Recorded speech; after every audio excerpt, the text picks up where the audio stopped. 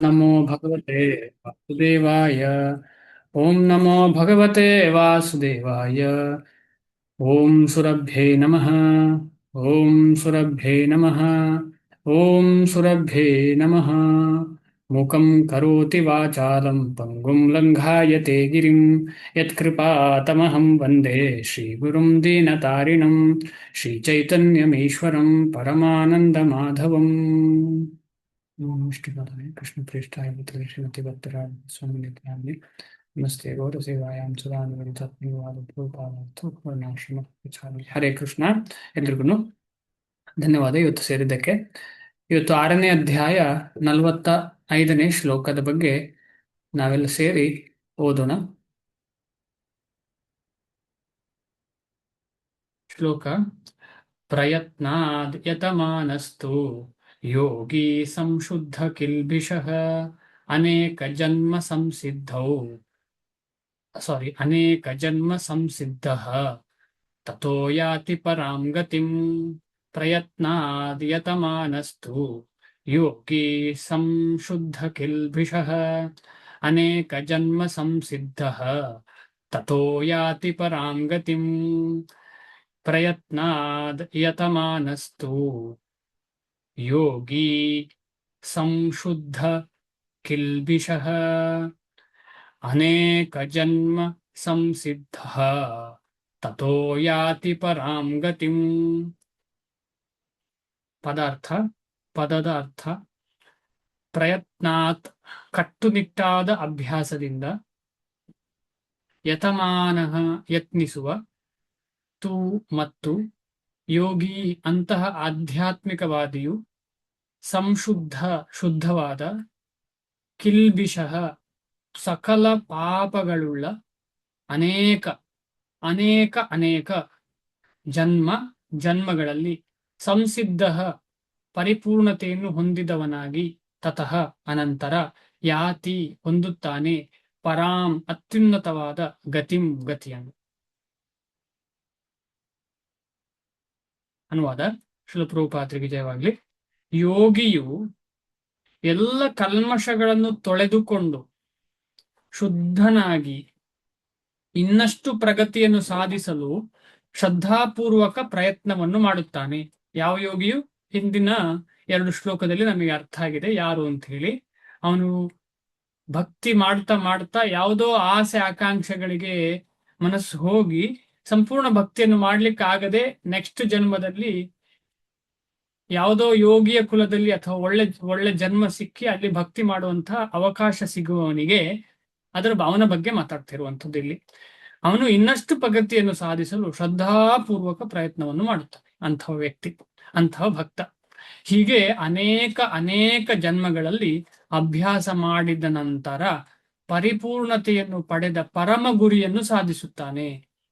ಅಂದ್ರೆ ನಮಗೀಗ ಅರ್ಥ ಆಯ್ತು, ಭಕ್ತಿ ಎಲ್ಲಿಯೂ ನಿಲ್ಲುವುದಿಲ್ಲ, ಭಕ್ತಿ ಸ್ಟೆಪ್ ಬೈ ಸ್ಟೆಪ್ ಪ್ರೋಗ್ರೆಸ್ ಆಗ್ತಾ ಇರ್ತದೆ. ಆದರೆ ಅಕಸ್ಮಾತ್ ನಾವು ಅದಕ್ಕೆ ಮನಸ್ಸು ಕೊಳ್ಳಿಲ್ಲ ಅಂತ ಹೇಳಿದ್ರೆ, ಯಾಕಂದ್ರೆ ಭಕ್ತಿ ಅದರ ಕೆಲಸ ಮಾಡ್ತಾ ಇದೆ, ಆದರೆ ನಾವು ಅದಕ್ಕೆ ಮನಸ್ಸು ಕೊಡ್ಲಿಲ್ಲ ಅಂತ ಹೇಳಿದ್ರೆ ಅದಕ್ಕೆ ಫ್ರೀ ವಿಲ್ ಅಂತ ಹೇಳುವಂಥದ್ದು. ಈಗ ಭಗವಂತನಿಂದ ನಾವು ದೂರ ಆಗ್ಲಿಕ್ಕೂ ಅದೇ ಕಾರಣ, ಭಕ್ತಿಯಿಂದ ದೂರ ಆಗ್ಲಿಕ್ಕೂ ಅದೇ ಕಾರಣ. ಯಾಕಂತ ಹೇಳಿದ್ರೆ ನಮಗೆ ಇಂದ್ರಿಯ ತೃಪ್ತಿ ಅಥವಾ ವಿಷಯಗಳ ಕಡೆಗೆ ಮನಸ್ಸು ಹೋದ್ರೆ ಅಷ್ಟು ಸಮಯ ನಮಗೆ ವ್ಯರ್ಥ. ಅದರ ಎಫೆಕ್ಟ್ ಎಷ್ಟು ಅಂತ ಹೇಳಿದ್ರೆ ನೆಕ್ಸ್ಟ್ ಜನ್ಮ ಅಂತ ನಾವೊಂದು ಕ್ಷಣಿಕವಾದಂತಹ ಒಂದು ಆಸೆಗೆ ಮನಸ್ಸು ಸೋತ್ರೆ ಈ ಪರ್ಮನೆಂಟ್ ಆಗುವಂತಹ ಪರ್ಮನೆಂಟ್ ಸುಖಕ್ಕೆ ನಮಗೆ ಸಿಗುವುದೇ ಇಲ್ಲ ಅಂತ ಆಗ್ತದೆ. ಆದ ಕಾರಣ ಈ ಪರಮ ಗುರಿಯನ್ನು ಸಾಧಿಸ್ಲಿಕ್ಕೆ ನಾವು ಆತುರ ಬೇಕು. ಆತುರ ಇದ್ರೆ ಏನಾಗ್ತದೆ ಅಂತ ಹೇಳಿದ್ರೆ, ಆತರ ಮಾತ್ರ ಇದ್ರೆ ಸಾಲದು, ಆ ಸಾಧನೆ ಕೂಡ ಮಾಡ್ಬೇಕು ಅಂತ ಹೇಳಿ ಇದರಿಂದ ಅರ್ಥ ಆಗ್ತಾ ಇದೆ ನಮಗೆ ಭಾವಾರ್ಥ.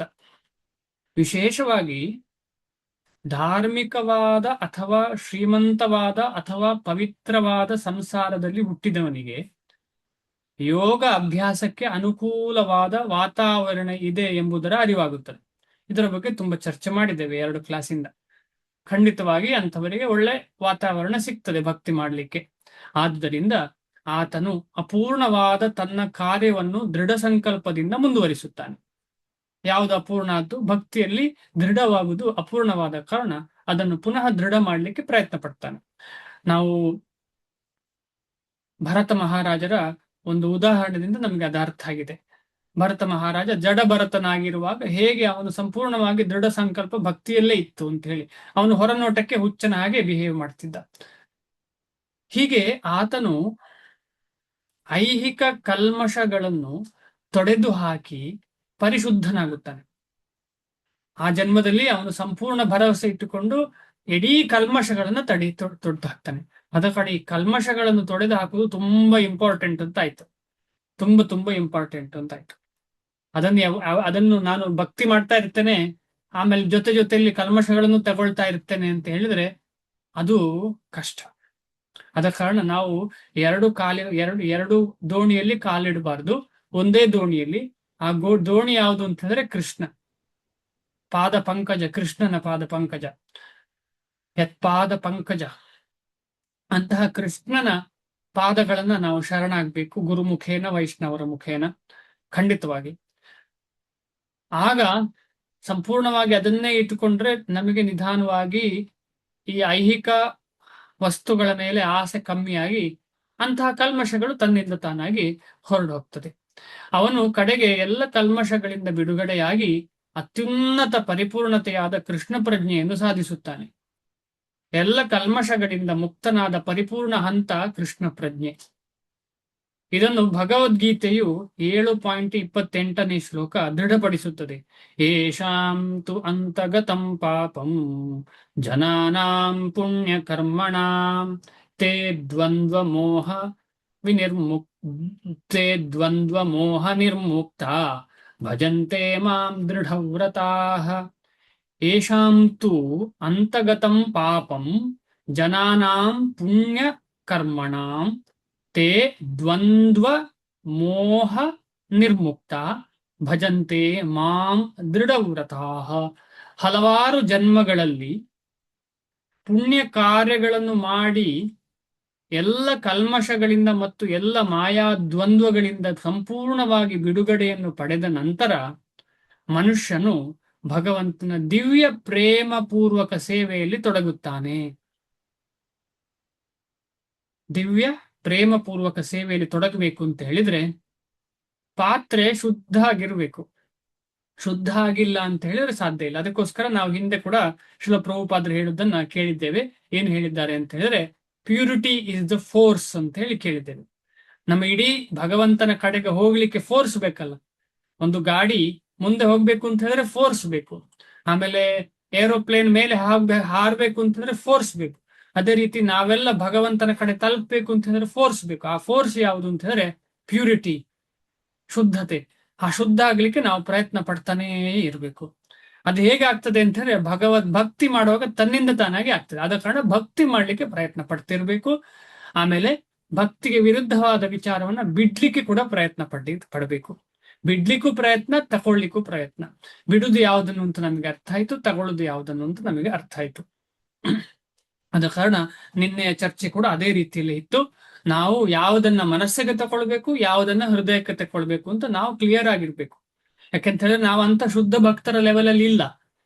ಆದ ಕಾರಣ ನಾವು ಯಾವುದನ್ನು ತಗೊಳ್ಬೇಕು, ಯಾವುದನ್ನು ಬಿಡಬೇಕು ಅಂತ ಹೇಳಿ ನಾವು ಖಂಡಿತವಾಗಿ ನಮಗೆ ತಿಳ್ಕೊಳ್ಬೇಕು. ನಾವು ಯಾವುದನ್ನ ಬಿಡಬೇಕು ಅಂತ ಹೇಳಿದ್ರೆ, ಯಾರ್ಯಾರು ಭಕ್ತಿಗೆ ಸಹಾಯ ಮಾಡ್ತಿಲ್ಲ, ಭಕ್ತಿಗೆ ಪ್ರಯೋಜನ ಇಲ್ಲ, ಅವ್ರು ಭಕ್ತರಾಗ್ಲಿಕ್ಕೆ ರೆಡಿ ಇಲ್ಲ, ಅವ್ರು ಮಾತಾಡೋದೇ ಅಗತ್ಯ ಇಲ್ಲದ ವಿಚಾರ ಅಂತ ಹೇಳಿದ್ರೆ ಅವ್ರು ಹೇಳಿದ್ದನ್ನ ಕೇಳಿ ಅದನ್ನ ಬಿಡಬೇಕು. ನಾವು ಎಷ್ಟು ಬೇಕೋ ಅಷ್ಟೇ.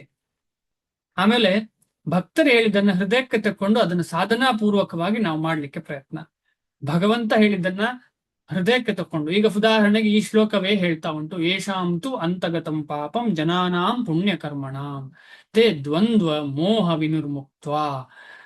ದ್ವಂದ್ವಗಳಿಂದ ಮತ್ತು ಮೋಹದಿಂದ ಮುಕ್ತಿ ಸಿಗ್ತದೆ ಅವರಿಗೆ. ಹಾಗೇನಾಗ್ತದೆ, ಭಜಂತಿ ಮಾಂ ದೃಢವ್ರತಾಃ. ಏನ್ ಮಾಡ್ತಾರೆ ಅವರು? ಸಂಪೂರ್ಣವಾಗಿ. ಇಲ್ಲಿ ನೋಡಿ, ತುಂಬಾ ಆಶ್ಚರ್ಯ ಅಂತ ಹೇಳಿದ್ರೆ, ಫಸ್ಟಿಗೆ ಬರುವ ಭಕ್ತರಿಗೆ ಏನ್ ಹೇಳ್ತಾರೆ? ಗೋಲೋಕಕ್ಕೆ ವಾಪಸ್ ಹೋಗುದು ಉದ್ದೇಶ ಅಂತ ಹೇಳಿ. ಆದರೆ ಚೈತನ್ಯ ಮಹಾಪ್ರಭುಗಳಾಗ್ಲಿ ಭಗವದ್ಗೀತೆ ಆಗ್ಲಿ ಹೆಚ್ಚಾಗಿ ಮಾತಾಡೋದು ಏನು ಅಂತ ಹೇಳಿದ್ರೆ, ಇಲ್ಲೇ ಗೋಲೋಕ ಆಗಿ ಬಿಡ್ತದೆ ಅಂತ. ಇಲ್ಲೇ ಗೋಲೋಕ. ಯಾಕಂತ ಹೇಳಿದ್ರೆ ಕೃಷ್ಣನ ವಿರಹ ಭಾವ ಇಲ್ಲೇ ಆಗ್ಲಿಕ್ಕೆ ಸಾಧ್ಯ. ಇಲ್ಲಿ ಕೃಷ್ಣನ ಸೇವೆ ಮಾಡ್ತಾ ಮಾಡ್ತಾ ಇದೇ ಭೂಮಿಯೇ ನಮಗೆ ಸಾಕು ಅಂತ ಅನ್ನಿಸಬಹುದು, ಅಥವಾ ಎಲ್ಲಿ ಭಗವಂತ ಬೇಕಿದ್ರು ಇಡ್ಲಿ ನನ್ನನ್ನ ಅಂತ ಹೇಳುವಂತ ಸ್ಥಿತಿ ತಲುಪಬಹುದು. ಆ ಲೆವೆಲಲ್ಲಿ ನಾವು ಇಲ್ಲದಿದ್ರು ಕೂಡ ನಮಗೆ ಅರ್ಥ ಆಗ್ತದೆ ಭಗವಂತನ ಸೇವೆ, ಅದನ್ನೇ ಭಜಂತಿ ಅಂತ ಹೇಳುವಂಥದ್ದು. ಭಜಂತಿ ಅಂದ್ರೆ ಏನು? ಭಗವಂತನ ಸೇವೆ. ಇದರ ಬಗ್ಗೆ ನಾವು ಹಿಂದೆ ಡಿಸ್ಕಷನ್ ಮಾಡಿದ್ದೇವೆ. ಭಜ ಅಂತ ಹೇಳುವ ಶಬ್ದದ ಅರ್ಥ ಸೇವೆ ಅಂತ. ಅದನ್ನ ನಾರದ ಮುನಿಗಳು ಭಕ್ತಿ ಸೂತ್ರದಲ್ಲಿ ಹೇಳಿದ್ದಾರೆ, ಭಜ ಸೇವಾಯಾಮ್ ಅಂತ. ಸೇವೆ ಮಾಡದಿದ್ರೆ ಅದಕ್ಕೆ ಭಜನೆ ಅಂತ ಹೇಳೋದಕ್ಕೆ ಏನು ಅರ್ಥ ಇಲ್ಲ. ಆ ಸೇವೆ ಏನು ಅಂತ ಹೇಳಿ ನಮಗೆಲ್ಲರೂ ಗೊತ್ತು, ನವವಿಧವಾದ ಭಕ್ತಿ. ಆ ನವವಿಧವಾದ ಭಕ್ತಿ ನಾಲಿಗೆಯಿಂದ ಸುಧಾಗ್ತದೆ. ಅದು ಕೀರ್ತನೆ ಆಗಿರಬಹುದು ಅಥವಾ ಜಪವಾಗಿರ್ಬಹುದು, ಏನೇ ಇರಲಿ, ಶ್ರವಣ ಕೀರ್ತನೆ, ಕೇಳುವಂಥದ್ದು ಮತ್ತೆ ಹೇಳುವಂಥದ್ದು. ಇದರಿಂದ ನಮಗೇನು ಅರ್ಥ ಆಗ್ತದೆ ಅಂತ ಹೇಳಿದ್ರೆ, ಭಜನ ಅಂತ ಅಥವಾ ಭಜಂತಿ ಅಥವಾ ಭಜಂತೆ ಅಂತ ಹೇಳಿದ್ರೆ ಸೇವೆ ಅಂತ. ಅಂದ್ರೆ ಸೇವೆಯಲ್ಲಿ ದೃಢನಾಗ್ತಾನೆ ಅಂತ. ಸಂಪೂರ್ಣವಾದ ಭಗವಂತನ ಸೇವೆಯಲ್ಲಿ ಸಂಪೂರ್ಣವಾಗಿ ದೃಢ ಆಗ್ತಾನೆ. ಅಂತ ದೃಢತ್ವ ಸಿಗುದು ಯಾವಾಗ ಅಂತ ಹೇಳಿದ್ರೆ ಶುದ್ಧತೆ ಸಿಕ್ಕಿದ ಹಾಗೆ. ಅದು ಡೈರೆಕ್ಟ್ಲಿ ಪ್ರಪೋರ್ಷನಲ್. ಯಾವುದಕ್ಕೆ ಡೈರೆಕ್ಟ್ಲಿ ಪ್ರಪೋರ್ಷನಲ್? ಶುದ್ಧತೆಗೆ. ಅಶುದ್ಧತೆಗೆ ಇನ್ವರ್ಸ್ಲಿ ಪ್ರಪೋರ್ಷನಲ್. ಇದಕ್ಕೆ ಕನ್ನಡ ನನಗೆ ಗೊತ್ತಿಲ್ಲ, ಯಾರಿಗಾದ್ರೂ ಗೊತ್ತಾ? ಡೈರೆಕ್ಟ್ಲಿ ಪ್ರಪೋರ್ಷನಲ್ ಮತ್ತು ಇಂಡೈರೆಕ್ಟ್ಲಿ ಅಥವಾ ಇನ್ವರ್ಸ್ಲಿ ಪ್ರಪೋರ್ಷನಲ್ ಅಂತ ಹೇಳಿದ್ರೆ ಅರ್ಥ ಆಯ್ತು ಅನ್ಕೊಳ್ತೀನಿ. ಏನಾದ್ರೂ ಇದೆಯಾ ಅದಕ್ಕೆ ಶಬ್ದ? ಓಕೆ, ಅರ್ಥ ಆಗಿದ್ರೆ ಸಾಕು. ಡೈರೆಕ್ಟ್ಲಿ ಪ್ರಪೋರ್ಷನಲ್, ನೇರವಾಗಿ. ಲೋಮಾನ ವಿಲೋಮ ಅಂದ್ರೆ ನೆಗೆಟಿವ್ ಅಲ್ಲ, ಇನ್ವರ್ಸ್ಲಿ ಪ್ರಪೋರ್ಷನಲ್ಗೆ ವಿಲೋಮ ಅನುಪಾತ. Thank you. ಮತ್ತೆ ವಿಲೋಮ ಅನುಪಾತ, ಲೋಮ ಅನುಪಾತ ಅಂತಲ್ಲ. ಓಕೆ, ಮತ್ತೆ ಧನ್ಯವಾದಗಳು. ವಿಲೋಮ ಅನುಪಾತ. ಸರಿ, ಮುಂದೆ ಹೋಗೋಣ. ಹಲವಾರು ಜನ್ಮಗಳಲ್ಲಿ ಪುಣ್ಯ ಕಾರ್ಯಗಳನ್ನು ಮಾಡಿ ಎಲ್ಲ ಕಲ್ಮಶಗಳಿಂದ ಮತ್ತು ಎಲ್ಲ ಮಾಯಾದ್ವಂದ್ವಗಳಿಂದ ಸಂಪೂರ್ಣವಾಗಿ ಬಿಡುಗಡೆಯನ್ನು ಪಡೆದ ನಂತರ ಮನುಷ್ಯನು ಭಗವಂತನ ದಿವ್ಯ ಪ್ರೇಮ ಪೂರ್ವಕ ಸೇವೆಯಲ್ಲಿ ತೊಡಗುತ್ತಾನೆ. ಆದ ಕಾರಣ ನಾವು ಎಷ್ಟಾಗ್ತದಷ್ಟು ಈ ಸೇವೆ ಮಾಡಲಿಕ್ಕೆ ಪ್ರಯತ್ನ ಪಡಲೇಬೇಕು. ನಮಗೆ ಅದರಲ್ಲಿ ಆಸಕ್ತಿ ಇದೆಯೇ ಇಲ್ವಾ? ಖಂಡಿತವಾಗಿ ಸೇವೆ ಕೈಂಕರ್ಯಕ್ಕೆ ನಾವು ಪ್ರಯತ್ನ ಪಡ್ತಾ ಇರ್ಬೇಕು. ಈಗ ಸೇವೆ ಅಂತ ಬಂದಿರುವ ಕಾರಣ ನಾವೆಲ್ಲ ಬೆಳಿಗಿಂದ ರಾತ್ರಿವರೆಗೆ ಏನೆಲ್ಲ ಮಾಡ್ತಿದ್ದೇವೆ ಅಂತ ನಾವೇ ಕುತೂಹಲದಿಂದ ನೋಡಿದ್ರೆ ಎಷ್ಟೊತ್ತು ಸೇವೆ ಮಾಡ್ತೇವೆ ಅಂತ ನಮಗೆ ಅರ್ಥ ಆಗ್ತದೆ. 24 ಗಂಟೆಗಳಲ್ಲಿ. ಯಾಕಂದ್ರೆ ಸೇವೆ ಮಾಡ್ತಾ ಇದ್ದ ಸಮಯದಲ್ಲಿ ಏನಾಗ್ತಾ ಇದೆ? ಸೇವೆ ಮಾಡ್ತಾ ಇರುವ ಸಮಯದಲ್ಲಿ ನಮಗೆ ಅಶುದ್ಧತೆ ಇಲ್ಲ, ಅಶುದ್ಧತೆ ಹತ್ತಿರ ಕೂಡ ಬರುವುದಿಲ್ಲ. ಸೇವೆ ಮಾಡ್ತಾ ಇರುವುದು ನಿಜವಾದ ಹೃದಯದಿಂದ ಸೇವೆ ಮಾಡ್ತಾ ಇರುವಂತದ್ದು. ಅದರಲ್ಲಿ ಪುನಃ ಮಟೀರಿಯಲ್ ಸಬ್ಜೆಕ್ಟ್ ಮ್ಯಾಟರ್ ತರೋದು ವಿಚಾರ ಅಲ್ಲ.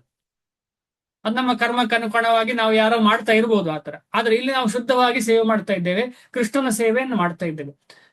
ಅದಕ್ಕೋಸ್ಕರ ಶ್ರೀಲ ಪ್ರಭುಪಾದರು ಬೆಳಿಗ್ಗಿಂದ ರಾತ್ರಿ ಮಲಗುವ ತನಕ ವ್ಯವಸ್ಥೆ ಮಾಡಿದ್ದಾರೆ. ಬೆಳಿಗ್ಗೆ ಮಂಗಳಾರತಿ, ಶ್ರೀಮದ್ ಭಾಗವತ ಕ್ಲಾಸು, ಈ ರೀತಿ. ಆಮೇಲೆ ಹಗಲು ಬೇರೆ ಬೇರೆ ಚಟುವಟಿಕೆಗಳು, ಭಕ್ತಿಯ ಚಟುವಟಿಕೆಗಳು. ರಾತ್ರಿ ಗೌರ ಆರತಿ, ಆಮೇಲೆ ಪುಸ್ತಕ ಓದಿ, ಕೃಷ್ಣ ಪುಸ್ತಕ ಓದಿ ಅಂದ್ರೆ ಬೆಳಿಗ್ಗೆ ಎದ್ದ ರಾತ್ರಿ ಮಲಗುವ ತನಕ ಕೃಷ್ಣನ ಸೇವೆ ಕಂಟಿನ್ಯೂಸ್ ನಡೀತಾ ಇರಬೇಕು ಅಂತ ಹೇಳಿ ನಮ್ಮ ಶ್ರೀಲ ಪ್ರಭುಪಾದರ ಪ್ಲಾನ್ ಇತ್ತು. ಅಂದ್ರೆ ಪೂರ್ವ ಆಚಾರ್ಯ ಎಲ್ಲರದ್ದು ಇದೇ ಕಾನ್ಸೆಪ್ಟ್. ಆ ಕಾನ್ಸೆಪ್ಟ್ ಇಟ್ಕೊಂಡಿದ್ರು. ಯಾಕೆಂತ ಹೇಳಿದ್ರೆ ಸಂಪೂರ್ಣವಾಗಿ ಯಾರು ಕೃಷ್ಣ ಪ್ರಜ್ಞೆಯಲ್ಲಿ ತೊಡಗಿರ್ತಾರೆ ಆಗ ಅವರು ಪಾಪ ಕಾರ್ಯ ಮಾಡ್ಲಿಕ್ಕೆ ಸಾಧ್ಯ ಇಲ್ಲ. ಅದಕ್ಕೋಸ್ಕರ ಶ್ರೀಲ ಪ್ರಭುಪಾದರು ನೋಡಿ ಎಂಥ ವಿಚಾರ ಅಂತ ಹೇಳಿದ್ರೆ, ಶ್ರೀಲ ಪ್ರಭುಪಾದರು ಅಲ್ಲಿ ಹೋಗಿರುವಾಗ ಅವರಿಗೆ ಏನು ಪುಣ್ಯ ಇದೆ? ಏನು ಇಲ್ಲ. ದನದ ಮಾಂಸ, ದನದ ರಕ್ತ ಎಲ್ಲ ಕುಡಿತಾ ಇರುವಂತವರನ್ನ ಭಕ್ತರನ್ನಾಗಿ ಶ್ರೀಲ ಪ್ರಭುಪಾದರು ಮಾಡಿದ್ರು. ಭಕ್ತರನ್ನಾಗಿ ಏನೇನು ಮಾಡ್ತಾ ಇದ್ರು ಅಂತ ಲೆಕ್ಕ ಇಲ್ಲ, ಹೆಸರು ಹೇಳಲಿಕ್ಕೂ ಸಾಧ್ಯ ಇಲ್ಲ. ಅಂತವರನ್ನ ಯಾವ ಶಕ್ತಿಯಿಂದ ಮಾಡಿದ್ರು? ಭಗವಂತನ. ಶ್ರೀಲ ಪ್ರಭುಪಾದರು ಹೇಳ್ತಾರೆ, ನಾನೇ ಮಾಡ್ತಾ ಇರುವುದು, ಅಂದ್ರೆ ಭಗವಂತ ನನ್ನ ಮುಖಾಂತರ ಮಾಡ್ತಾ ಇರುವಂತದ್ದು ಅಂತ ಹೇಳ್ತಾ ಇದ್ದಾರೆ. ಅವರಿಗೆ ಏನೂ ಇಲ್ಲ ಪುಣ್ಯ ಅಂತ ಹೇಳಿ. ಅದೇ ರೀತಿ ನಾವೆಲ್ಲರೂ ಅದೇ ತರ ಅಂತ ಅನ್ಕೊಳ್ಬಹುದು. ಯಾಕಂತ ಹೇಳಿದ್ರೆ ಅಂತ ಶುದ್ಧ ಭಕ್ತಿ ಮಾಡುವಂತಹ ಒಂದು ಗುಣ ನಮ್ಮಲ್ಲಿ ಎಲ್ಲಿದೆ. ಆದ್ರೂ ಕೂಡ ನಮಗೆ ಒಂದು ಅವಕಾಶ ಸಿಕ್ಕಿದೆ. ಈ ಅವಕಾಶದಿಂದ ಖಂಡಿತವಾಗಿ ನಾವು ಒಂದಲ್ಲ ಒಂದು ದಿನ ಶುದ್ಧರಾಗ್ತಾ ಭಗವಂತನ ಸೇವೆಯಲ್ಲಿ ಇನ್ನೂ ದೃಢರಾಗ್ತೇವೆ ಅಂತ ಹೇಳೋ ನಂಬಿಕೆ ನಮ್ಮ ಹತ್ರ ಖಂಡಿತ ಇದೆ. ಆದ ಕಾರಣ ನಾವು ಈ ಸೇವೆ ಅಂತ ಹೇಳೋದನ್ನ ನಾವು ಮನಸ್ಸಲ್ಲಿ ಈಗ ನೋಡೋಣ. ಬೆಳಿಗ್ಗೆ ಹೇಳ್ತೇವೆ, ಏನ್ ಮಾಡ್ತೇವೆ? ಚಿಂತನೆ ಮಾಡೋಣ. ಏನ್ ಮಾಡ್ತೇವೆ ಬೆಳಿಗ್ಗೆ ಎದ್ದ ತಕ್ಷಣ? ಯಾವ್ದಾದ್ರು ಹೇಳ್ತೀರಾ ಬೆಳಿಗ್ಗೆ ಎದ್ದ ತಕ್ಷಣ ಏನ್ ಮಾಡ್ತೀರಿ ಅಂತ ಹೇಳಿ?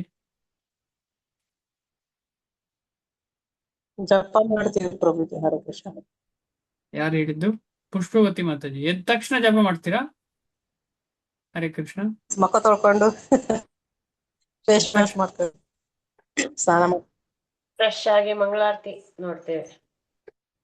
ಓಕೆ. ಮಂಗಳಾರತಿ ಮಾಡ್ತೀವಿ ಇವತ್ತು. ಆಮೇಲೆ ಜಪ. ಫಸ್ಟ್ ಎದ್ದ ತಕ್ಷಣ ಏನ್ ಮಾಡ್ತೀರಿ ಅಂತ ಹೇಳೋ ಪ್ರಶ್ನೆಗೆ ಬೇರೆ ಯಾರಾದ್ರೂ ಉತ್ತರ ಕೊಡ್ಲಿಕ್ಕೆ ಇಷ್ಟಪಡ್ತೀರಾ? ಹರೇ ಕೃಷ್ಣ ಪ್ರಭು. ಮಂಗಳಾಚರಣೆ. ವೇಟ್. ಸರಿ ಮಾತಾಜಿ, ಕರೆಕ್ಟ್. ನಾರಾಯಣ ಪ್ರಸಾದ್ ಪ್ರಭುಗಳು ಹೇಳಿ. ಹರೇ ಕೃಷ್ಣ ಪ್ರಭು. ಎದ್ದ ತಕ್ಷಣ ಫಸ್ಟ್ ಕೈ ಎರಡು ಒಜ್ಜಿಕೊಂಡು ಮೇಲೆ ಇದು ಎರಡು ಕೈನು ನೋಡ್ಕೊಂಡು ಕರಾಗ್ರೆ ವಸತೆ ಲಕ್ಷ್ಮಿ ಹೇಳ್ಕೊಂಡು ನನ್ನ ಕೈ ನಮಸ್ಕಾರ ಹಾಕೊಂಡು ದೇವರಿಗೆ ನಮಸ್ಕಾರ ಹಾಕ್ಬಿಟ್ಟು ಆಮೇಲೆ ಎದ್ದೇಳ್ತೀವಿ. ಓಕೆ. ಬೇರೆ ಯಾರಾದ್ರೂ ಹೇಳ್ತೀರಾ? ತುಂಬಾ ಸೀರಿಯಸ್ ವಿಚಾರ ಇದು. ರಾತ್ರಿ ಪ್ರಶ್ನೆ ಏನು ಮಲಗುವಾಗ ಪ್ರಭುಜಿ? ಹೇಳಿ. ಪ್ರಶ್ನೆ ಏನು ಪ್ರಭುಜಿ? ಸರಿಗೆ ಅರ್ಥ ಆಗಿಲ್ಲ. ಬೆಳಿಗ್ಗೆ ಎದ್ದ ತಕ್ಷಣ ಏನ್ ಮಾಡ್ತೀರಿ ಅಂತ ಪ್ರಶ್ನೆ. ನಾವು ಬದುಕಿರೋದಕ್ಕೆ ಧನ್ಯವಾದ ಹೇಳ್ತೀವಿ ಕೆಲವು ದೇವ್ರಿಗೆ. ಕೆಲ್ಸಗಳು ಇರುತ್ತಲ್ಲ ಪ್ರಭುಜಿ. ವಿಜಯಲಕ್ಷ್ಮಿ ಮಾತಾಜಿ ಏನ್ ಮಾಡ್ತೀರಿ? ಕೆಲಸ ಮಾಡ್ತೀರಾ ಎದ್ದು? ಅಲ್ಲ ಪ್ರಭುಜಿ, ವಾಶ್ರೂಮಿಗೆ ಹೋಗೋದು, ಬ್ರಷ್ ಮಾಡೋದು, ಸ್ನಾನ ಮಾಡೋದು. ಅದು ಎದ್ದ ಮೇಲೆ ಅಲ್ವಾ, ಎದ್ದ ತಕ್ಷಣ ಅಂತ ಹೇಳಿ. ಎದ್ದ ತಕ್ಷಣ ಬೆಡ್ಡಿಂದ ದೇವರ ಧ್ಯಾನ ಮಾಡಿ. ಪ್ಯಾರಾಚೂಟ್ನಾಗೆ ಡಂಗ್ ಅಂತ ಅಲ್ಲಿ ಹೋಗ್ಲಿಕ್ಕೆ ಭಗವಂತನನ್ನು ಆಗ್ತದಾ? ಇಲ್ಲ. ನೆನಪಿಸುವುದು ಪ್ರಭುಜಿ, ಭಗವಂತನನ್ನು ನೆನೆಯುವುದು. ಓಕೆ. ಧ್ಯಾನ ಭೂಮಿ ಮಾಡಿ. ತಾಯಿಗೆ ನಮಸ್ಕಾರ ಮಾಡ್ಬೇಕಂತಲ್ಲ ಪ್ರಭುಜಿ? ಓಕೆ. ಭೂಮಿ ತಾಯಿಗೆ Mobile ನಮಸ್ಕಾರ ಅಲ್ಲ. ಮಾಡ್ಬೇಕಲ್ಲ ಬಗ್ಗೆ. ಮೊಬೈಲ್ ಅಲಾರಾಮ್ ಆಫ್ ಮಾಡ್ತೀವಿ ಪ್ರಭುಜಿ ಫಸ್ಟ್. ಮೊಬೈಲ್ ಅಲ್ರಾಮ್ ಆಫ್ ಮಾಡ್ತಾರೆ ಅವ್ರು. ಆ ಪ್ರಶ್ನೆ ಉತ್ತರ ಕರೆಕ್ಟ್ ಹೇಳಿದಿರಿ, ಆದ್ರೆ ಆ ಉತ್ತರ ಅಲ್ಲ. ಮೈಂಡ್ ಮನಸ್ಸು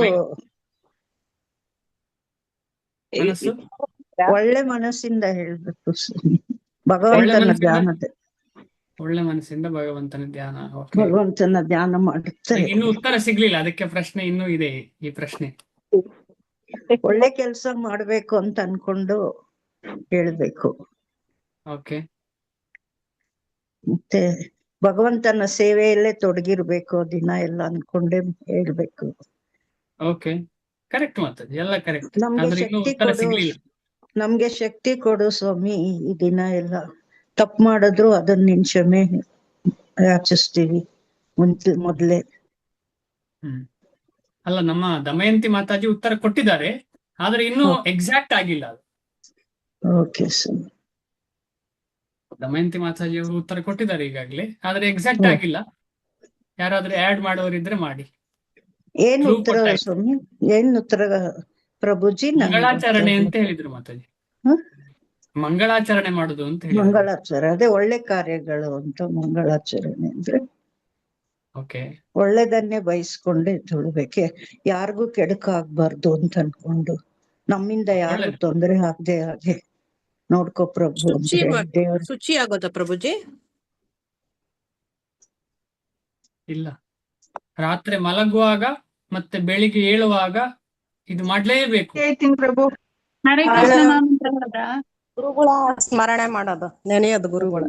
ಯಾರು ಹೇಳಿದ್ದು ಗುರುಗಳ ಸ್ಮರಣೆ ಮಾಡುದು ಅಂತ ಹೇಳಿ? ನಾ ಪುಷ್ಪ ಪುಷ್ಪವತಿ ಹರೇ ಮಾತಾಜಿ ಹಾ ಕರೆಕ್ಟ್ ಆಗಿ ಹೇಳಿದಿರಿ. ಅಂದ್ರೆ ನಮಗೆ ಅದೇ ನಾವು ಅದೇ ಹೇಳಿದ್ದು. ಮನೆಯ ಮಲಗುವಾಗ ನೆನ್ಸ್ಕೊಂಡು ಸ್ಮರಣೆ ಮಾಡ್ಕೊಂಡು ಮಲಗೋದು, ಎದ್ದೊಳುವಾಗ ಸ್ಮರಣೆ ಮಾಡೋದು. ಹಾ, ಸರಿ, ಧನ್ಯವಾದ ಮಾತಾಜಿ. ದಮಯಂತಿ ಮಾತಾಜಿ ಕೂಡ ಅದನ್ನೇ ಹೇಳಿದ್ದಾರಾಯ್ತು, ಆದ್ರೆ ಅವರಿಗೆ ಟೈಮ್ ಕೊಟ್ಟಿರ್ಲಿಲ್ಲ. ಏನೇ ಇರ್ಲಿ, ಈಗ ಸ್ಪಷ್ಟತೆ. ನಾನು ಹರೇ ಕೃಷ್ಣ. ಹೇಳ್ಬೇಕಾ? ಆಯ್ತು, ಮತ್ತೆ ಹೇಳಿ ಮಾತಾಜಿ. ನನಗೆ ಅನಿಸ್ತಿದ್ದು ಕೃಷ್ಣನ್ಗೆ ಫಸ್ಟ್ ಕೃತಜ್ಞತೆ ಸಲ್ಲಿಸ್ಬೇಕು. ನಮ್ಗೆ ಇನ್ನೊಂದ್ ದಿನ ಅವಕಾಶ ಕೊಟ್ಟಿದ್ದಾರೆ ಅವರ ಧ್ಯಾನ ಕರೆಕ್ಟ್ ಮತ್ತೆ ಮಾತಾಜಿ. ಜಪ ಅವ್ರು ಹೇಳಿದ್ರಲ್ಲ, ಮಾಡೋದಕ್ಕೆ. ಇನ್ನೊಬ್ರು ಯಾರೋ ಹೇಳಿದ್ರು ಮಾತಾಜಿ. ಹೌದು ಹೇಳತ್ತಾ? ಪ್ರಭುಜಿ. ಇನ್ನೊಬ್ರು ಯಾರೋ ಹೇಳಿದ್ರು, ಅದನ್ನ ರಿಪೀಟ್ ಪ್ರಭುಜಿ ಪವಿತ್ರ ಮಾತಾಜಿ ಲಾಸ್ಟ್, ಆಮೇಲೆ ಮುಂದೆ ಹೋಗೋಣ. ಹೇಳಿ. ಪ್ರಭುಜಿ ಅದೇ ನಾವು ಬೇರೆಯವ್ರಿಗೆ ಏನು ಕೆಡಕಾದ್ರು ಬಯಸಿದ್ರೆ ಅದನ್ನ ಕ್ಷಮಾಪಣೆ ಕೇಳ್ಬೇಕು ಮೊದ್ಲು ಖಂಡಿತ. ಗುರುಗಳ ಹತ್ರ. ಆಮೇಲೆ ಮತ್ತೆ ಪುನಃ ಆ ತರ ಮಾಡೋದಕ್ಕೆ ಅವಕಾಶ ಕೊಡದಿರುವಂತ ಪ್ರಭು ಗುರುಗಳ ಹತ್ರ ಬೇಡ್ಕೋಬೇಕು. ಖಂಡಿತವಾಗಿ ಇದೆಲ್ಲ ಖಂಡಿತ ಮಾಡಬಹುದು. ಧನ್ಯವಾದ ಮಾತಾಜಿ. ಆದ್ರೆ ಪ್ರಭು ಒಂದ್ಸಲಿ ನೀವು ಸೀಕ್ವೆನ್ಸ್ ಆಗಿ ಹೇಳಿ ಪ್ರಭು, ಯಾವ್ಯಾವ್ದು ಮಾಡ್ಬೇಕು, ಯಾವ ಟೈಮಲ್ಲಿ ಮಾಡ್ಬೇಕು ಅನ್ನೋದು ಸ್ಮರಣ ಸೀಕ್ವೆನ್ಸ್ ಆಗಿ ಹೇಳಿ ಪ್ರಭು. ಕೀರ್ತನ, ಸ್ಮರಣೆ ಕೀರ್ತನೆ ಇವೆಲ್ಲ ಈಗ ಮಾಡ್ಬೇಕು. ಸರಿ, ನಾನು ಹೇಳ್ತೀನಿ. ನಾರಾಯಣ್ ಈಗ ಪ್ರಭು ಮಾತಾಡಿದ್ರೆ ಸೇವೆ. ಕ್ಲಾಸ್ ಇದೇ ಆಗುತ್ತೆ. ಪವಿತ್ರ ಹಾ. ಮಾತಾಜಿ, ಹಾ ಸರಿ, ಧನ್ಯವಾದ. ಧನ್ಯವಾದ. ಎಸ್, ತುಂಬಾ ಇಂಪಾರ್ಟೆಂಟ್. ನಮಗೆ ಕೃಷ್ಣ ಸಿಗುದು ಹೇಗೆ? ಗುರುಮುಖೇನ. ಗುರು ಅಥವಾ ವೈಷ್ಣವರಿಲ್ಲದೆ ನಮಗೆ ಕೃಷ್ಣ ಯಾರು ಅಂತ ಗೊತ್ತಾಗ್ಲಿಕ್ಕೆ ಸಾಧ್ಯವೇ ಇಲ್ಲ. ಆದ ಕಾರಣ ನಾವು ನೇರವಾಗಿ ಕೃಷ್ಣನನ್ನ ಪೂಜೆ ಮಾಡ್ಲಿಕ್ಕೆ ಸಾಧ್ಯ ಇಲ್ಲ, ಕೇಳಲಿಕ್ಕೂ ಸಾಧ್ಯ ಇಲ್ಲ, ಥಿಂಕ್ ಮಾಡ್ಲಿಕ್ಕೂ ಸಾಧ್ಯ ಇಲ್ಲ. ಇದು ತುಂಬಾ ಇಂಪಾರ್ಟೆಂಟ್ ನಮಗೆ. ಆದ ಕಾರಣ ಫಸ್ಟಿಗೆ ನಾವು ಗುರುವನ್ನ ಮಲಗುವಾಗ್ಲೂ ಅಷ್ಟೇ, ಏಳುವಾಗ್ಲೂ ಅಷ್ಟೇ, ಗುರುಗಳನ್ನ, ಪ್ರಭುಪಾದರನ್ನ, ಆಮೇಲೆ ಬೇರೆಲ್ಲ ಆಚಾರ್ಯಗಳನ್ನ ನೆನಪಿಸಿಕೊಂಡು ಅದಕ್ಕೆ ಶ್ಲೋಕಗಳಿವೆ. ಅದೇ ರೀತಿಯಲ್ಲಿ ಭಗವಂತನನ್ನ ನೆನಪಿಸಿಕೊಂಡು ನೀವು ಹೇಳಿದ ಕೆಲಸಗಳೆಲ್ಲ ಮಾಡಬಹುದು ಖಂಡಿತವಾಗಿ. ಆದ್ರೆ ಇದು ಫಸ್ಟ್ ಬೆಳಿಗ್ಗೆ ಎದ್ದ ತಕ್ಷಣ ಮಾಡಬೇಕಾದಿದೆ. ಕೈ ಉಜ್ಜುತ್ತಾ ಇದ್ದೇವಾ ಇಲ್ವಾ ಅದು ಪ್ರಶ್ನೆ ಅಲ್ಲ. ಫಸ್ಟ್ ನಮಗೆ ಪ್ರಿಫರೆನ್ಸೇ ಗುರು. ಗುರು ಇಲ್ಲದೆ ನಮಗೆ ಎಕ್ಸಿಸ್ಟೆನ್ಸ್ ಇಲ್ಲ. ಗುರು ಇಲ್ಲದೆ ನಮಗೆ ಅಸ್ತಿತ್ವ ಇಲ್ಲ. ನಾವು ಸತ್ತ ಹಾಗೆ. ಗುರುವನ್ನ ನಾವು ಚಿಂತನೆ ಮಾಡಲಿಲ್ಲ, ಗುರುವನ್ನ ಯೋಚನೆ ಮಾಡಲಿಲ್ಲ ಅಂದ್ರೆ ನಾವು ಸತ್ತ ಹಾಗೆ. ಯಾಕೆ ಅಂತ ಹೇಳಿದ್ರೆ ನಮಗೆ ಕೊಟ್ಟದ್ದು, ಭಗವಂತನನ್ನು ಕೊಟ್ಟದ್ದು ಅವರೇ ವೈಷ್ಣವರು ಮತ್ತು ಸ್ಪೆಸಿಫಿಕಲಿ ಗುರುಗಳು. ಯಾಕಂದ್ರೆ ಎಲ್ಲ ವೈಷ್ಣವರನ್ನ ರೆಪ್ರೆಸೆಂಟ್ ಮಾಡೋದು ಯಾರು? ಗುರುಗಳು. ಈಗ ನಾವು ಹಿಂದೆ ಚರ್ಚೆ ಮಾಡಿದ ಹಾಗೆ ಇಡೀ ಮನುಕುಲವನ್ನ ಅಥವಾ ಮಾನವರನ್ನ ರೆಪ್ರೆಸೆಂಟ್ ಮಾಡ್ಲಿಕ್ಕೆ ಬ್ರಾಹ್ಮಣ ಅಂತ ಹೇಳಿದ್ದಾರೆ. ಅದೇ ರೀತಿಯಲ್ಲಿ ಪ್ರಾಣಿಯನ್ನ ರೆಪ್ರೆಸೆಂಟ್ ಮಾಡ್ಲಿಕ್ಕೆ ಗೋವು ಅಂತ ಹೇಳಿದ್ದಾರೆ, ಹಸು. ಅದಕ್ಕೋಸ್ಕರ ಗೋ ಬ್ರಾಹ್ಮಣ ಹಿತಾಯಚ ಅಂತ ನಾವು ಡಿಸ್ಕಷನ್ ಮಾಡಿದ್ದೇವೆ. ಅದೇ ರೀತಿಯಲ್ಲಿ ಎಲ್ಲ ವೈಷ್ಣವರನ್ನ ರೆಪ್ರೆಸೆಂಟ್ ಮಾಡೋದು ನಮಗೆ ಗುರು. ಎಲ್ಲ ಗುರುಗಳು ಒಂದೇ ತತ್ವ. ಅವರ ಗುರು ಇವರು, ಇವರ ಗುರು ಅವರು ಅಂತಿಲ್ಲ. ಯಾರು ವೈಷ್ಣವರಿದ್ದಾರೆ ಅವರೆಲ್ಲ ಒಂದೇ ಗುರು ತತ್ವ ಒಂದೇ. ಆದ್ರೆ ನಮಗೆ ದೀಕ್ಷೆ ಕೊಟ್ಟವರು ನಮಗೆ ಖಂಡಿತವಾಗಿ ಹತ್ತಿರ. ಈ ರೀತಿ ಆ ಗುರುಗಳನ್ನ ಖಂಡಿತವಾಗಿ ನೆನಪಿಸ್ಕೊಳ್ಬೇಕು. ಆಮೇಲೆ ಖಂಡಿತವಾಗಿ ದಿನಚರಿ ಕೊಡ್ಲಿಕ್ಕೆ ಕಷ್ಟ, ಆದರೆ ಶ್ರೀಲ ಪ್ರಭುಪಾದರು ಇಂಥ ಒಂದು ಸಿಸ್ಟಮ್ ಮಾಡಿದ್ರಾಯ್ತು. ಆಮೇಲೆ ಆಬ್ವಿಯಸ್ಲಿ ಇದಕ್ಕೆ ಬೇರೆ ಬೇರೆ ಹೆಲ್ತ್ ಇಶ್ಯೂಸ್ ಇರುವವರು ಬೇರೆ ಬೇರೆ ರೀತಿಯಲ್ಲಿ ತಗೊಳ್ಬಹುದು ಇದನ್ನ. ಉದಾಹರಣೆಗೆ ಈ ರೀತಿ ಮನಸ್ಸಲ್ಲಿ ಭಗವಂತನನ್ನ ಫಸ್ಟಿಗೆ ಗುರುಮುಖೇನ ಭಗವಂತನನ್ನ ಪ್ರಾರ್ಥಿಸಿದ ನಂತರ ಕೈಕಾಲ ಮುಖ ಅಥವಾ ಬಹಿರ್ದೇಶಕ್ಕೆ ಹೋಗಿ ಕೈಕಾಲ ಮುಖ ತೊಳಿಬೇಕು. ಅದರಲ್ಲಿ ಸ್ಪೆಸಿಫಿಕ್ ಆಗಿ ಮಲ ವಿಸರ್ಜನೆ ಮಾಡಿದ್ರೆ ಸ್ನಾನ ಮಾಡ್ಲೇಬೇಕು. ಮಲ ವಿಸರ್ಜನೆ ಆಗಿಲ್ಲ ಅಂದ್ರೆ ಕೈಕಾಲ ಮುಖ ತೊಳೆದು ಜಪಕ್ಕೆ ಶುರು ಮಾಡಬಹುದು, ಏನು ತೊಂದರೆ ಇಲ್ಲ. ಆದ್ರೆ ದೇವರ ಕೋಣೆಗೆ ಹೋಗುವಾಗೆ ಇಲ್ಲ. ಆಮೇಲೆ ಇನ್ನೊಂದು ವಿಚಾರ ಅಂತ ಹೇಳಿದ್ರೆ, ಮಲಗುದು ಅಂತ ಹೇಳಿದ್ರೆ ತಮೋ ಗುಣ. ಆದ ಕಾರಣ ಬೆಡ್ ಅಲ್ಲಿ ಕೆಳಗೆ ಮಲಗಿದವರು ಬೆಡ್ ಅನ್ನು ಮಡಚಿ ಅಲ್ಲಿ ಮಲಗಿದಂತಹ ಜಾಗವನ್ನ ಶುದ್ಧ ಮಾಡಬೇಕು. ಅದು ಸೆಗಣಿ ನೀರು ಇಲ್ಲ ಅಂತ ಹೇಳಿದ್ರೆ ಅಟ್ಲೀಸ್ಟ್ ಗೋಮೂತ್ರ ಏನೋ ಅಂತ ಹಾಕಿ ಅದನ್ನು ಶುದ್ಧ ಮಾಡಬೇಕು ನೀರಿನ ಜೊತೆ. ಅದು ಸಿಟಿಯಲ್ಲಿ ಆದ್ರೂ ಅಷ್ಟೇ, ಎಲ್ಲಿ ಆದ್ರೂ ಅಷ್ಟೇ. ನೀವು ಸ್ವಲ್ಪ ಗೋಮೂತ್ರವನ್ನ ಬಾಟ್ಲಲ್ಲಿ ಇಟ್ಟು ಅದನ್ನು ಕೂಡ ಸಿಂಪಡಣೆ ಮಾಡಿ ಆಮೇಲೆ ಒರೆಸ್ಕೋಬಹುದು. ಇದು ಫಸ್ಟ್. ಯಾಕಂತ ಹೇಳಿದ್ರೆ ನಿದ್ದೆ ಮಾಡಿದಲ್ಲಿ ತಮೋ ಗುಣ ಇರ್ತದೆ. ಅಲ್ಲೇ ನಾವು ವಾಕ್ ಮಾಡಿ ಆ ಕಡೆ ಈ ಕಡೆ ಹೋದ್ರೆ ಏನಾಗ್ತದೆ ಅಂತ ಹೇಳಿದ್ರೆ ಆ ತಮೋ ಗುಣದ ವೃದ್ಧಿ ಆಗ್ತದೆ ಮನೆಯಲ್ಲಿ. ಈ ರೀತಿಯಲ್ಲಿ ಫಸ್ಟಿಗೆ ಕ್ಲೀನ್ ಮಾಡಿಕೊಂಡು ಆಮೇಲೆ ನಾವು ನಮ್ಮನ್ನು ಶುದ್ಧಿ ಮಾಡ್ಕೊಳ್ಳುವಂಥದ್ದು. ಕೆಲವರಿಗೆ ಶುದ್ಧಿ ಆಗ್ಲಿಲ್ಲ ಅಂತ ಆಗಲ್ಲ, ಜನರಲಿ ನೀರು ಕುಡಿಬೇಕಾಗುತ್ತೆ. 2-3 ಲೋಟ ನೀರು ಕೊಟ್ಟು 2 ಲೋಟ 1 ಲೋಟ ಎಷ್ಟು ಬೇಕು ಫ್ರೀ ಆಗಿ ನೀರು ಕುಡಿದು ಆಮೇಲೆ ಸ್ವಲ್ಪ ವಾಕ್ ಮಾಡ್ತಾ 1-2 ರೌಂಡ್ ಜಪ ಮಾಡಿ ಆಮೇಲೆ ಕೂತ್ಕೊಂಡು ಜಪ ಮಾಡಿ, ಅಕಸ್ಮಾತ್ ನಿಮಗೆ ಬಹಿರ್ದೇಶಕ್ಕೆ ಹೋಗ್ಬೇಕು ಅಂತ ಹೋಗಿ ಸ್ನಾನ ಮಾಡಿ ಬಂದು ಆಮೇಲೆ ಸಮಯ ನೋಡಿಕೊಂಡು ನಿಮಗೆ ಮಂಗಳಾರತಿ ಮಾಡುವಂತಹ ಸಮಯಕ್ಕೆ ಇನ್ನೂ ಟೈಮ್ ಇದೆ ಅಂದ್ರೆ ಮುಂದೆ ಜಾಸ್ತಿ ಜಪವನ್ನ ಮಾಡಿ ಆಮೇಲೆ ಮಂಗಳಾರತಿ ಮಾಡುದು. ಮಂಗಳಾರತಿ ಮಾಡಿದ ಮೇಲೆ ಕೆಲವರು ಮಾತೆಯವರು ಅಡಿಗೆ ಮಾಡ್ಲಿಕ್ಕೆ ಇರ್ಬೋದು, ಅಡಿಗೆ ಮಾಡ್ತಾ ಮಂಗಳಾರತಿ ಹಾಡ್ಬೋದು. ಅಕಸ್ಮಾತ್ ನಿಮ್ಗೆ ಮಂಗಳಾರತಿ ಮಾಡ್ಲಿಕ್ಕೆ ಸಮಯ ಇಲ್ಲ ಅಂತ ಹೇಳಿದ್ರೆ ಈ ರೀತಿಯಲ್ಲಿ ಹೇಗೋ ಏನಕೇನ ಪ್ರಕಾರೇಣ ಮನಃ ಕೃಷ್ಣಂ ನಿಯೋಜಯೇತ್. ಹೇಗೆ ಆಗ್ಲಿ ಏನಾದ್ರಾಗ್ಲಿ ನಾವು ಮನಸ್ಸನ್ನ ಕೃಷ್ಣನಲ್ಲಿ ನೆಡಬೇಕು. ಆ ಕೃಷ್ಣನಲ್ಲಿ ನೆಡಬೇಕಿದ್ರೆ ಈ ರೀತಿಯ ಪ್ಲಾನಿಂಗ್ ಬೇಕು ನಮಗೆ. ಅನ್ಪ್ಲಾನಿಂಗ್ ಇರಬಾರದು. ನಮಗೆ ಜೀವನದಲ್ಲಿ ಸಂಹಾವ್ ಹೇಗಾದ್ರೂ ಮಾಡಿ ಪ್ಲಾನ್ ಹಾಕ್ಬೇಕು. ಆ ಪ್ಲಾನ್ ಅಂತ ಹೇಳುವಂಥದ್ದು ಆ ಶುದ್ಧತೆಗೆ ಹತ್ತಿರ ಇರುವಂತ ವಿಚಾರ. ಆ ಪ್ಯೂರಿಟಿಗೆ ಸರಿ ಪ್ಲಾನಿಂಗ್ ಬೇಕು. ಆ ಪ್ಲಾನಿಂಗ್ ಇಟ್ಕೊಂಡು ನಾವು, ಯಾಕಂದ್ರೆ ಎಲ್ಲ ಆಚಾರ್ಯ ಈಗ ಶಿಲ ಪ್ರಭುಪಾದರಾಗ ಎಲ್ಲರೂ ಪ್ಲಾನ್ ಮುಖಾಂತರ ಮಾಡ್ತಿದ್ರು. ಕೃಷ್ಣ ಇಟ್ಟಾಗೆ ಆಗ್ಲಿ ಅಂತ ಮಾಡ್ತಿರ್ಲಿಲ್ಲ, ಅರ್ಜುನ ಕೃಷ್ಣ ಇಟ್ಟಾಗೆ ಆಗ್ಲಿ ಅಂತ ನಿಂತಿಲ್ಲ, ಪ್ಲಾನ್ ಹಾಕಿ ಹೇಗೆ ಯುದ್ಧ ಮಾಡಬೇಕು ಅಂತ ಪ್ಲಾನ್ ಹಾಕಿದ್ದಾರೆ. ಅದೇ ರೀತಿಯಲ್ಲಿ ನಾವೆಲ್ಲರೂ ಹೇಗೆ ಭಕ್ತಿ ಮಾಡಬೇಕು ಅಂತ ಹೇಳಿ ಖಂಡಿತವಾಗಿ ಪ್ಲಾನ್ ಮಾಡಬೇಕು. ಎಕ್ಸಾಕ್ಟ್ ಒಬ್ಬರಿದ್ದ ಇನ್ನೊಬ್ಬರಿಗೆ ಹೇಳಲಿಕ್ಕೆ ಆಗುದಿಲ್ಲ, ಯಾಕೆಂತಂದ್ರೆ ನಮ್ಮ ಪ್ರತಿಯೊಬ್ಬರ ಸ್ಥಿತಿಗತಿ ಜೀವನದಲ್ಲಿ ಬೇರೆ ಬೇರೆ ಇದೆ. ಆದ ಕಾರಣ ಆ ರೀತಿ ಟೈಮ್ ಟೇಬಲ್ ಇಲ್ಲ, ಒಂದು ಐಡಿಯಾ ಈ ತರ. ಆಮೇಲೆ ಮಲಗುವಾಗ ಎಲ್ರಿಗೂ ಕೂಡ ಮಲಗುವಾಗ ಅಕಸ್ಮಾತ್ ಯಾರಾದ್ರೂ ಬೈತಾರ ಇಲ್ಲ, ಮಲಗ್ತಾ ಮನಸ್ಸಲ್ಲಿ ಭಗವಂತನ ಆಕ್ಚುಲಿ ಹೊಟ್ಟೆ ಮೇಲೆ ಮಲ್ಕೊಂಡು ಉದ್ದ ನಮಸ್ಕಾರ ಹಾಕಿ ಗುರುಗಳಿಗೆ, ಶಿಲ ಪ್ರಭುಪಾದರಿಗೆ ಮತ್ತು ಪರಂಪರೆಗೆ ನಮಸ್ಕಾರ ಹಾಕಿ ಆಮೇಲೆ ಹರೇ ಕೃಷ್ಣ ಮಹಾಮಂತ್ರ ಕಂಟಿನ್ಯೂಸ್ ಹೇಳ್ತಾ ನಿದ್ದೆ ಮಾಡುದು ಉತ್ತಮ. ಅದಕ್ಕಿಂತ ಮುಂಚೆ ಓದುವವರು ಕೃಷ್ಣ ಪುಸ್ತಕ ಓದ್ಬೋದು.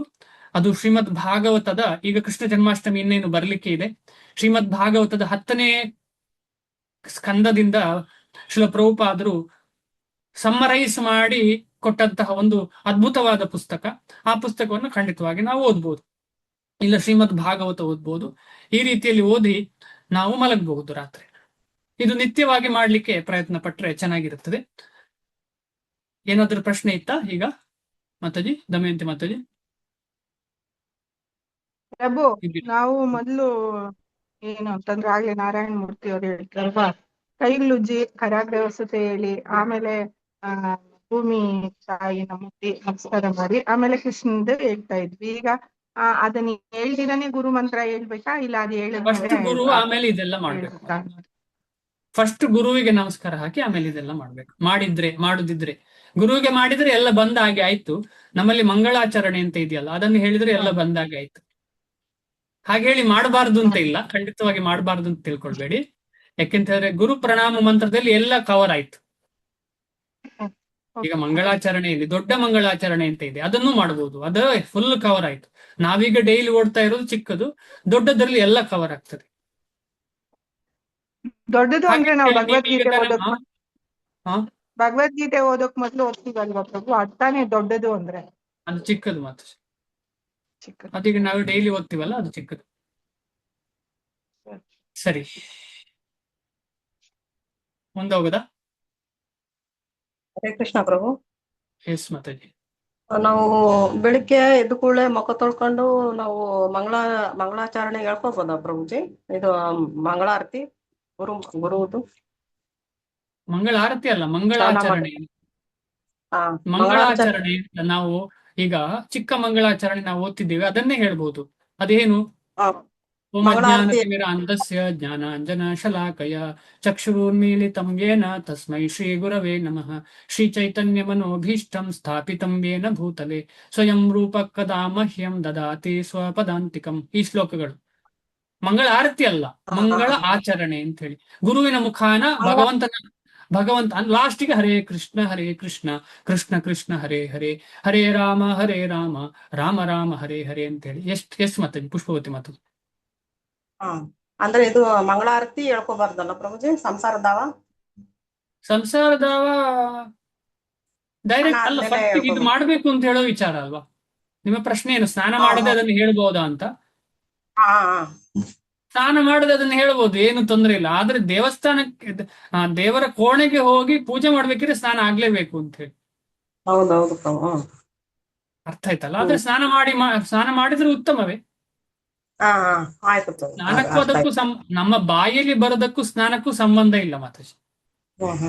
ಭಕ್ತಿ ಪರಂಪರೆಯಲ್ಲಿ ನಾವು ಬಾಯಲ್ಲಿ ಹೇಳುವುದಕ್ಕೂ ಸ್ನಾನಕ್ಕೂ ಸಂಬಂಧ ಇಲ್ಲ. ಆದ್ರೆ ಭಗವಂತನ ದೇವರ ಕೋಣೆಗೆ ಹೋಗಿ ಅಥವಾ ಅಲ್ಲಿ ಮಾಡುವಂತ ಕೈಂಕರ್ಯ ಇದೆಯಲ್ಲ, ಅದಕ್ಕೂ ಸ್ನಾನಕ್ಕೂ ಸಂಬಂಧ ಇದೆ.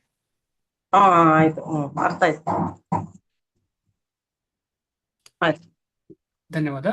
46ನೇ ಶ್ಲೋಕ ತುಂಬಾ ಇಂಪಾರ್ಟೆಂಟ್ ಶ್ಲೋಕ. ಇಷ್ಟರವರೆಗೆ ನಾವು 6ನೇ ಅಧ್ಯಾಯದ ಕೊನೆಯ ಶ್ಲೋಕದಲ್ಲಿ ಇದ್ದೇವೆ. ಇದರ ನಂತರ ಇನ್ನೊಂದು ಇಂಪಾರ್ಟೆಂಟ್ ಶ್ಲೋಕ ಇದೆ. ಇಷ್ಟರವರೆಗೆ ನಾವು 3 ರೀತಿಯ ಯೋಗದ ಬಗ್ಗೆ ಚರ್ಚೆ ಮಾಡಿದ್ದೇವೆ. ಅದು ಕರ್ಮಯೋಗ, ಜ್ಞಾನಯೋಗ ಮತ್ತು ಅಷ್ಟಾಂಗ ಯೋಗ. ಇಲ್ಲಿ ನೋಡಿದ್ರೆ ಇಂದಿನ ಶ್ಲೋಕದಲ್ಲಿ ಯಾವುದು ನಿಜವಾದ ಯೋಗ ಅಂತ ಅರ್ಥ ಆಗ್ತದೆ. ತುಂಬಾ ಇಂಪಾರ್ಟೆಂಟ್. ಇದನ್ನು ಹೃದಯಕ್ಕೆ ಯಾರಾದ್ರೂ ತಕೊಂಡ್ರೆ ಎಲ್ಲಿಯೂ ಕನ್ಫ್ಯೂಷನ್ ಆಗುದಿಲ್ಲ. ಅಲ್ಲಿ ಇಲ್ಲಿ ಈಗ ಏನಾಗ್ತದೆ, ಟಿವಿಯಲ್ಲಿ ಅದು ಒಳ್ಳೇದಪ್ಪ, ಇದು ಒಳ್ಳೇದಪ್ಪ, ಅದು ಮಾಡಿದ್ರೆ ಸಿದ್ಧಿ ಸಿಗ್ತದೆ, ಇದು ಮಾಡಿದ್ರೆ ಸಿದ್ಧಿ ಸಿಗ್ತದೆ.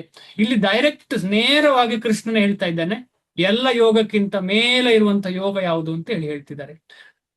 ತಪಸ್ವಿಭ್ಯೋಧಿಕೋ ಯೋಗಿ ಜ್ಞಾನುಭ್ಯೋಪಿ ಮತೋಧಿಕಃ ಕರ್ಮಿಭ್ಯಶ್ಚ ಅಧಿಕೋ ಯೋಗಿ ತಸ್ಮಾದ್ ಯೋಗಿ ಭವಾರ್ಜುನ. ತಪಸ್ವಿಗಿಂತ ಯೋಗಿ ಉತ್ತಮ, ಜ್ಞಾನಿಗಿಂತ ಯೋಗಿ ಉತ್ತಮ, ಕರ್ಮಿಗಿಂತ ಯೋಗಿ ಉತ್ತಮ. ಆದ ಕಾರಣ ಯೋಗಿ ಆಗು ಅಂತ ಹೇಳಿ ಅರ್ಜುನನಿಗೆ ಭಗವಂತ ಹೇಳ್ತಿದ್ದಾರೆ.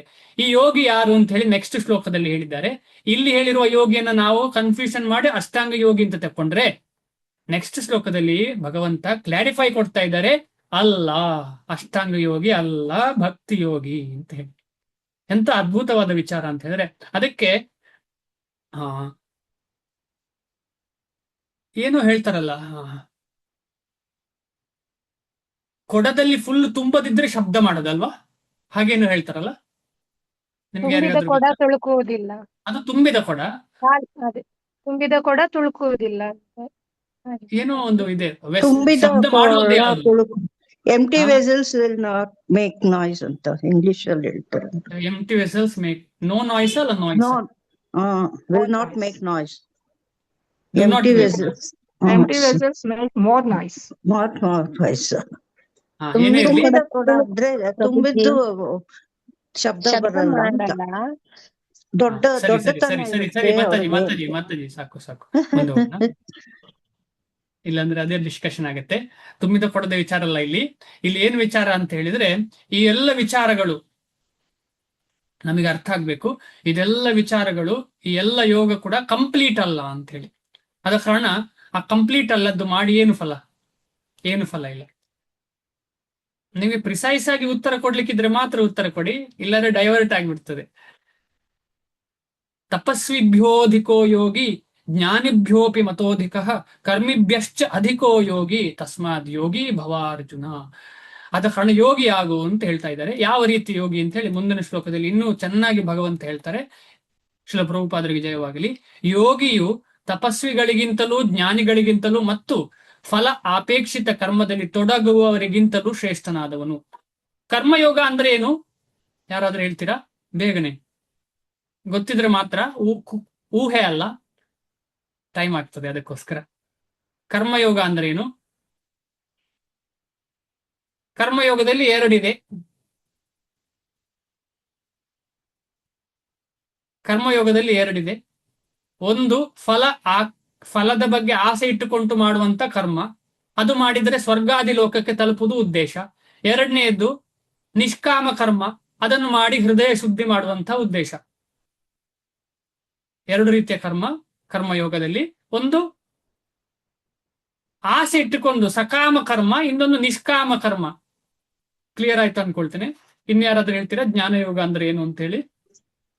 ಇದು ಎರಡು ಕೂಡ ಫಲಾಪೇಕ್ಷಿತವೇ ಈ ಕರ್ಮದಲ್ಲಿ. ಆತ್ಮಶುದ್ಧಿಯ, ಈಗ ಉದಾಹರಣೆಗೆ, ಈಗ ಪೆನ್ನಿಗೆ ನಾನು ಪೆನ್ನು ಅಂತ ಗೊತ್ತಾಗಿ ಏನು ಫಲ? ಈ ಪೆನ್ನಿಗೆ ನಾನು ಪೆನ್ನು ಅಂತ ಗೊತ್ತಾಗಿ ಏನು ಫಲ?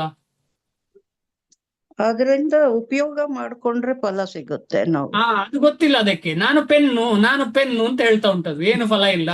ನಾನು ಪೆನ್ನು, ನಾನು ಬರೀಲಿಕ್ಕೆ ಇದ್ದವ ಅಂತ ಆಗ್ಬೇಕು. ಅದೇ ರೀತಿಯಲ್ಲಿ ನಮ್ಮದು ಉದ್ದೇಶ ಏನು? ಎಲ್ಲರದ್ದು ನಾನು ಆತ್ಮ ಅಂತ ತಿಳ್ಕೊಂಡು ಏನು ಪ್ರಯೋಜನ? ನಾನು ಭಗವಂತನ ದಾಸ, ನಾನು ಅದಕ್ಕೋಸ್ಕರ ಇರುವವನು ಅಂತ ಗೊತ್ತಾಗ್ಬೇಕು. ಓಕೆನಾ? ಮುಂದೆ ಹೋಗ್ತೇನೆ. ಆದ ಕಾರಣ ಜ್ಞಾನಿಗಳಿಗಿಂತ, ಜ್ಞಾನ ಅಂದ್ರೆ ಏನು? ಜ್ಞಾನ ಮಾರ್ಗ ಬೇಗನೆ ಹೇಳಿ ಯಾರಾದ್ರು. ಅಜ್ಞಾನಿ ಪ್ರಭುಜಿ ಪ್ರಶ್ನೆ. ಜ್ಞಾನಿ ಅಂದ್ರೆ ಏನು? ಜ್ಞಾನ ಯೋಗ ಅಂದ್ರೆ ಏನು ಅಂತ ಭಗವಂತನನ್ನ ತಿಳ್ಕೊಂಡಿರೋರು ಜ್ಞಾನ. ನೀವು ಹಿಂದಿನಿಂದ ಕ್ಲಾಸಿನಲ್ಲಿ ಬರ್ತಿದ್ದೀರಾ ಮಾತಾಜಿ? ಒಂದು ಮೊನ್ನೆ ಬಂದಿಲ್ಲ ಪ್ರಭುಗಳೇ. ಅಲ್ಲ, ತುಂಬಾ ದಿವಸದಿಂದ ಬರ್ತಿದ್ದೀರಾ ಅಲ್ಲ ಸದ್ಯ ಸೇರಿದ್ದೀರಾ? ಇಲ್ಲ, ನಾನು ರೀಸೆಂಟ್ ಆಗಿ ತುಂಬಾ ಪರವಾಗಿಲ್ಲ ಮಾತಾಜಿ. ಇದರಲ್ಲಿ ಕರ್ಮಯೋಗ, ಜ್ಞಾನಯೋಗ ಮತ್ತು ಅಷ್ಟಾಂಗ ಯೋಗದ ಬಗ್ಗೆ 3 ವಿಚಾರಗಳಿವೆ. ಆದ ಕಾರಣ ಬೇರೆ ಯಾರಾದ್ರೂ ಹೇಳ್ತೀರಾ? ಯಾಕಂದ್ರೆ ನೀವು ಬಂದಿಲ್ಲಲ್ಲ, ನಿಮಗೆ ಬಂದಿಲ್ಲ ಕಾರಣ ನಿಮಗೆ ಅದರ ಟೆಕ್ನಿಕಲ್ ವಿಷಯ ಗೊತ್ತಿರಲ್ಲ. ಅಲ್ಲ, ಹಿಂದಿ ಕ್ಲಾಸ್ ಅಲ್ಲಿ ಇದ್ದೆ, ಅದು ಅಷ್ಟು ಇದಾಗ್ಲಿಲ್ಲ ಅಂತ ಕನ್ನಡ ಹಾಕೊಂಡಿದ್ದೀನಿ ಪ್ರಭು. ತೊಂದರೆ. ಸರಿ ಮತ್ತೆ, ಧನ್ಯವಾದ. ಯಾರಾದ್ರೂ ಬೇರೆ ಹೇಳ್ತೀರಾ? ಜ್ಞಾನಯೋಗ ಅಂದ್ರೆ ಏನು? ನಿಮ್ಗೆಲ್ಲ ಗೊತ್ತು. 3 ರಿಯಲೈಸೇಷನ್ ಬಗ್ಗೆ ಹೇಳುವಾಗ ಏನು ಹೇಳಿದ್ದೇವೆ, ಡಿಸ್ಕಷನ್ ಮಾಡಿದ್ದೇವೆ ಜ್ಞಾನಯೋಗದಲ್ಲಿ. 3 ರಿಯಲೈಸೇಷನ್. ಪರಮಾತ್ಮ ಆತ್ಮ ಪರಮಾತ್ಮ ಜ್ಞಾನಕ್ಕೆ ಯಾವುದು ಸಂಬಂಧ? ಬ್ರಹ್ಮ ಪ್ರಭು. ಅಂದ್ರೆ ಕರ್ಮಯೋಗ ಮಾಡಿ ನಿಷ್ಕಾಮ ಕರ್ಮವಾಗಿ ಆತ್ಮಶುದ್ಧಿ ಆದವ ಜ್ಞಾನ ಮಾರ್ಗಕ್ಕೆ ಹೋದ್ರೆ ಏನ್ ಅವನ ಉದ್ದೇಶ? ಬ್ರಹ್ಮನ್ನಲ್ಲಿ ಲೀಲವಾಗುವುದು. ಬ್ರಹ್ಮ ಐಕ್ಯ, ಅದರ ಅರ್ಥ ಏನು? ಅದೇ ನಿರಾಕಾರ ಬ್ರಹ್ಮನನ್ನ ಪೂಜೆ ಮಾಡ್ತಾ ಅದು ಇರ್ತಾರೆ ಕರೆಕ್ಟ್ ಪ್ರಭು. ಮಾತಾಜಿ, ಅದರ ಅರ್ಥ ಏನು ಅಂತ ಪ್ರಶ್ನೆ ನಂದು. ಸೃಷ್ಟಿಕರ್ತನ ಪ್ರಭುಜಿ. ಮುಕ್ತಿ ಪ್ರಭು. ಪವಿತ್ರ ಮಾತಾಜಿ ಅಲ್ಲ ಅಲ್ಲ, ಮುಕ್ತಿ ಆಗೋದು ಪ್ರಭು. ಬಿಡಿ ನಾನೇ ಹೇಳ್ತೀನಿ. ಹರೇ ಕೃಷ್ಣ. ಅದರ ಹರೇ ಉದ್ದೇಶ ಏನು ಅಂತ ಹೇಳಿದ್ರೆ, ನನಗೂ ಭಗವಂತನಿಗೂ ವ್ಯತ್ಯಾಸ ಇಲ್ಲ ಅಂತ. ನಾನು ಭಗವಂತನ ಆಗ್ತೇನೆ ಭಗವಂತನ ಜೊತೆ ಸೇರಿ ಅಂತ ಹೇಳಿ, ಅಥವಾ ನನ್ನ ಶಕ್ತಿಗೂ ಭಗವಂತನ ಶಕ್ತಿಗೂ ವ್ಯತ್ಯಾಸ ಇಲ್ಲ, ನಾನು ಶುದ್ಧನಾದ್ರೆ ಭಗವಂತನಾಗ್ತೇನೆ, ಭಗವಂತನೊಟ್ಟಿಗೆ ಸೇರ್ತೇನೆ ಅಂತ ಹೇಳಿ ಜ್ಞಾನ ಪಡೆದವನು ಹೇಳುವಂಥದ್ದು. ಅಂತ ಜ್ಞಾನಕ್ಕೆ ಏನು ಬೆಲೆ? ಏನು ಬೆಲೆ ಇಲ್ಲ. ಅಂತಹ ಮಾರ್ಗ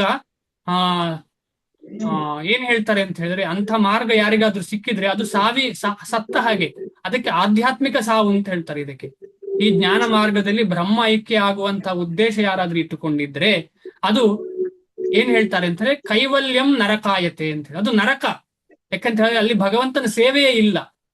ಈ ಮುಂದೆ ಹೋಗುವಾಗ ಯೋಗಿ ಅಂತ ಹೇಳಿದ್ರೆ ಪರಮಾತ್ಮನ ಹೃದಯದಲ್ಲಿ ಎಲ್ಲರ ಕಡೆ ಭಗವಂತನ ಸಾನ್ನಿಧ್ಯವನ್ನು ನೋಡೋದು. ಅಲ್ಲಿ ಕೂಡ ಸೇವೆ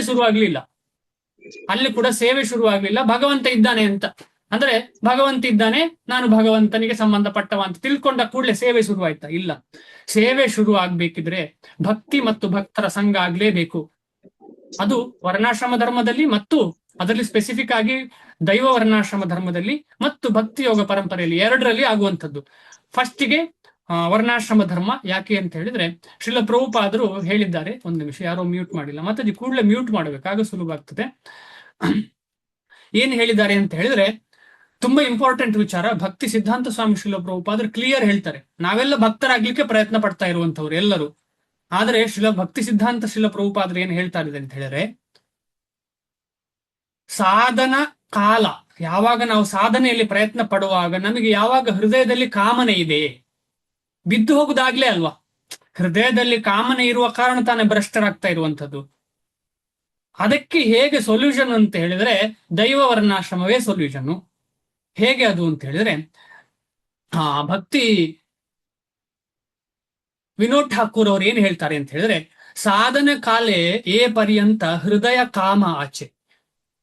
ಈ ಸಾಧನೆ ಮಾಡ್ತಾ ಇರುವಾಗ, ಈಗ ನಾವೆಲ್ಲ ಭಗವದ್ ಸಾಧನೆ ಮಾಡ್ಲಿಕ್ಕೆ ಪ್ರಯತ್ನ ಪಡ್ತಾ ಇದ್ದೇವೆ, ಭಕ್ತಿ ಮಾಡ್ಲಿಕ್ಕೆ ಪ್ರಯತ್ನ ಪಡ್ತಾ ಇದ್ದೇವೆ. ಆದ್ರೆ ನಮ್ಗೆ ಒಂದಲ್ಲ ಒಂದು ದಿನ ಅರ್ಥ ಆಗ್ತಾ ಇದೆ, ಅವ್ರೇನು ಹೇಳ್ತಾರೆ, ಆಸೆ ಶುರು ಆಗಿದೆ, ನಮಗೆ ಕಾಮ ಆಸೆ ಇದೆ ನಮಗೆ. ಅಂದ್ರೆ ಭೌತಿಕ ವಸ್ತುವಿನ ಮೇಲೆ ಆಸೆ ಇದೆ, ಸಂಪೂರ್ಣವಾಗಿ ಹೋಗ್ಲಿಲ್ಲ.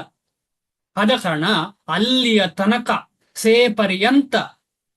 ಅಲ್ಲಿಯ ತನಕ ವರ್ಣಾಶ್ರಮ ಧರ್ಮೇರ ಪ್ರತೀಕ್ಷಾ ಆಚೆ, ಹಾಗೆ ಪ್ರತೀಕ್ಷಾ ಠಾಕೆ ಅಂತ ಹೇಳ್ತಾರೆ. ವರ್ಣಾಶ್ರಮ ಧರ್ಮವನ್ನ ನಾವು ಖಂಡಿತವಾಗಿ ಅದರಲ್ಲಿ ಸಂಪೂರ್ಣವಾಗಿ ಭರವಸೆ ಇಟ್ಟು ಮಾಡಬೇಕು. ಯಾಕೆ ಅಂತ ಹೇಳಿದ್ರೆ ಅದನ್ನು ಮಾಡಿದ್ರೆ ಭಕ್ತಿ ಸಲಿಲವಾಗಿ ಸುಲಭವಾಗಿ ಆಗ್ತದೆ, ಇಲ್ಲ ಇದ್ರೆ ಕಷ್ಟ ಆಗ್ತದೆ ಭಕ್ತಿ ಮಾಡ್ಲಿಕ್ಕೆ.